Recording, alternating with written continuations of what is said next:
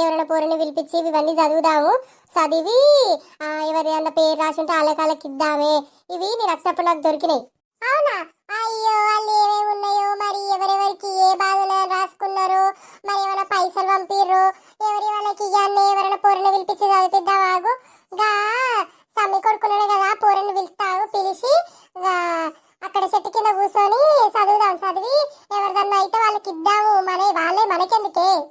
నేను అదే అనుకుంటానని, ఎవరైనా పోరని పిలిపించి చదివిపించి మరి వాళ్ళ పేర్లుంటే వాళ్ళకి ఇస్తే వాళ్ళకి ఏమన్నా ఆపత్కి రాసిరో సంపత్కి రాసిరో తెలుస్తుంది కదా. సరే, నేను పోయి సావనిని భారతిని ఆ సమ్మి కొడుకుని మనిద్దరము నర్సే బాబుని పిలుస్తా, చెట్టు కిందికి పోదాం.